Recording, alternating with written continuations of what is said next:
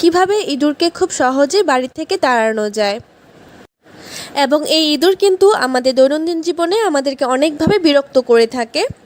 আমাদের যে দরকারি কাগজপত্র, বইপত্র, জামা কাপড় থাকে তার সম্পূর্ণ কেটে কিন্তু একদম নষ্ট করে দেয়।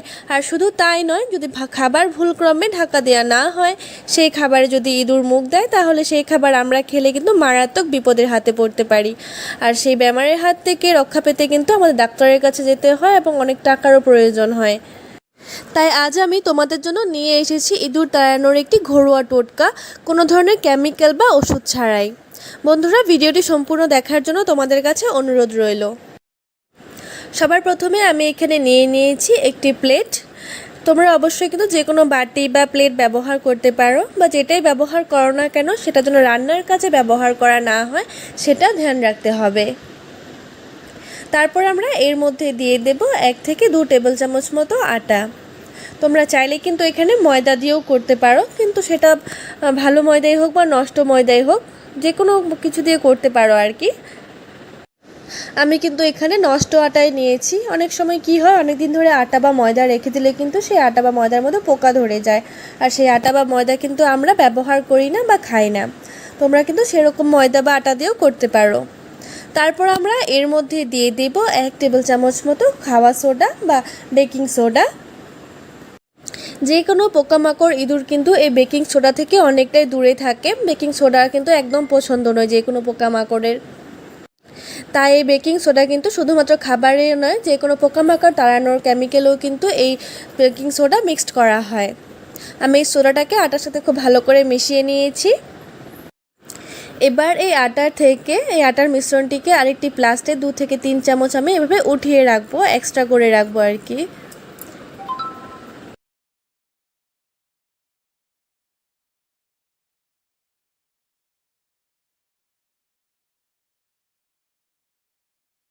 প্লাস্টিকের মধ্যে উঠিয়ে রাখা মিশ্রণটি আমি সাইডে করে রেখে দেব, সেটার ব্যবহার আমি পরে বলছি। তারপর আমরা যে প্লেটের মধ্যে যে মিশ্রণটা রেখেছি তার মধ্যে দিয়ে দেব প্রায় 1/2 টেবিল চামচ মতো হারপিক। হারপিক কিন্তু আমরা টয়লেটের কাজে অনেক কাজে ব্যবহার করে থাকি, শুধুমাত্র টয়লেট নয়, কিচেনের অনেক ক্লিনিং করতেও কিন্তু আমরা হারপিকের ব্যবহার করে থাকি। কিন্তু আজ আমি তোমাদেরকে এই হারপিক দিয়ে কিন্তু ইঁদুর তাড়ানোর ওষুধ বানিয়ে দেখাবো।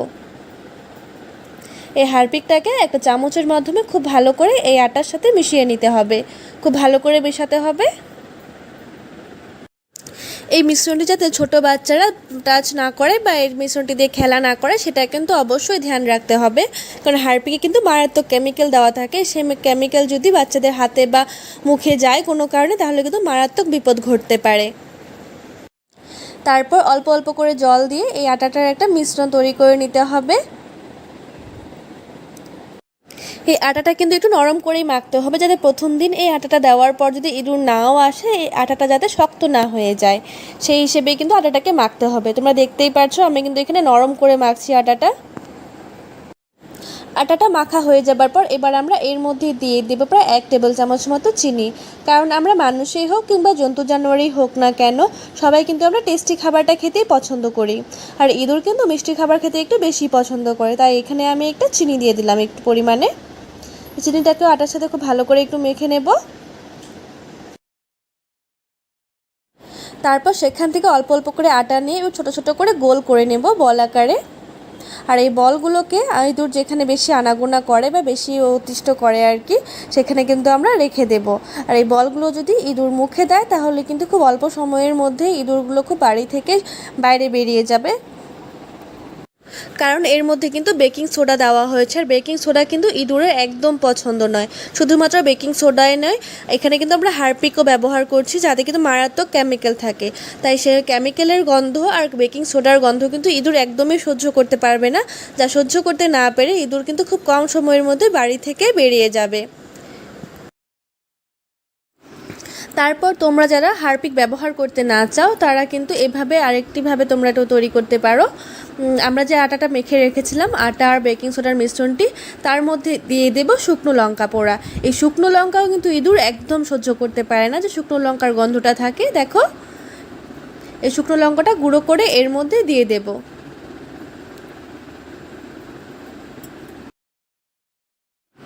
তারপর আমি এখানে নিয়ে নিয়েছি সাদা পাতা, তাম্বাকু পাতা। অনেক পুরুষরাই কিন্তু এটা সেবন করে থাকে, তোমরা কিন্তু অনেকেই এটা চেনে থাকো। এই পাতাটার গন্ধ কিন্তু ইঁদুর একদমই সহ্য করতে পারে না। এই পাতাটাকে খুব ভালো করে ছোট ছোট টুকরা করে এর মধ্যে দিয়ে দেবো। আর তোমরা যারা এটা ব্যবহার করতে না চাও সেক্ষেত্রে কিন্তু তোমরা জর্দা বা তাম্বাকুও কিন্তু ব্যবহার করতে পারো। সিগারেটের মধ্যে যে ভেতরে তাম্বাকুটা পাওয়া যায় সেটাও কিন্তু ব্যবহার করতে পারো, কারণ এগুলোর মধ্যে কিন্তু একটা নেশা জাতীয় ভাব থাকে, আর সেটা কিন্তু ইঁদুর একদমই সহ্য করতে পারবে না। তারপর এর মধ্যে অল্প অল্প করে জল দিয়ে আগের মতো একটা আটা মেখে নেব।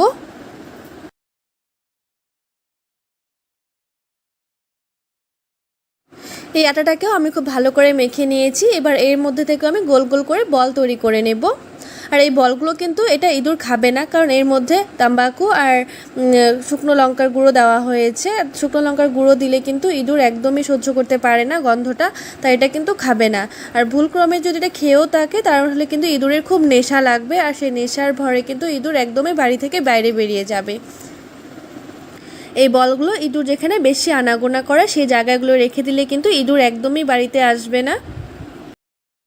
বন্ধুরা, তোমাদের আজকের ভিডিওটি যদি একটু উপকারী বলে মনে হয়ে থাকে তাহলে অবশ্যই আমার চ্যানেলটিকে সাবস্ক্রাইব করে ভিডিওটিতে একটি লাইক করে দিতে পারো।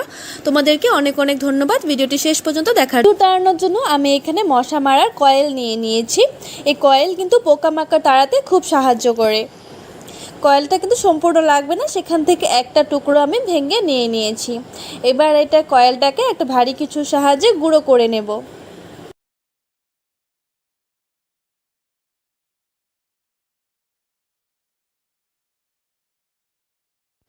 কয়েলটা গুঁড়ো করা হয়ে গেছে। এবার এই গুঁড়োটাকে আমি একটা পাত্রের মধ্যে ঢেলে নেব। আমি এমন একটা প্লাস্টিকের বাটি নিয়ে নিয়েছি, আইসক্রিমের বাটি। তারপর এর মধ্যে দিয়ে দেব 1 টেবিল চামচ মতো আটা। তোমরা চাইলে কিন্তু আটার পরিবর্তে ময়দা বা বেসনও নিতে পারো। তারপর এর মধ্যে দিয়ে দিচ্ছি আমি একটা তেজপাতা। এবার টুকরো টুকরো করে এর মধ্যে দিয়ে দেব। এই তেজপাতাও কিন্তু পোকামাকড় তাড়াতে খুব সাহায্য করে, কারণ এর একটা কিন্তু স্ট্রং গন্ধ থাকে। তারপর আমি এখানে নিয়ে নিয়েছি এমন সাদা পাতা। এই পাতাটা অবশ্যই তোমরা অনেকেই চিনতে পেরেছো। এই পাতার কিন্তু একটা নিজস্ব নেশা নেশা ভাব থাকে।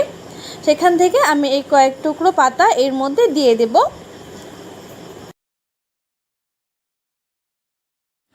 তারপর সামান্য পরিমাণে একটু জল দিয়ে এর একটা ঘন পেস্ট তৈরি করে নেব আমরা।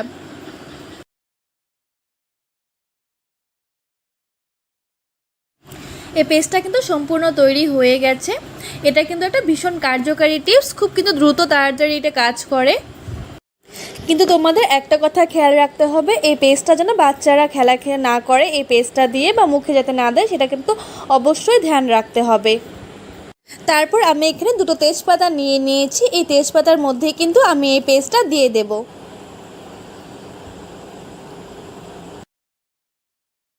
তারপর যে জায়গাগুলোর মধ্যে ইঁদুরের আনাগোনা বেশি থাকে বা ইঁদুর বেশি অত্যাচার করে সেই জায়গাগুলোর মধ্যে আমি এই পেস্টটাকে দিয়ে দেব।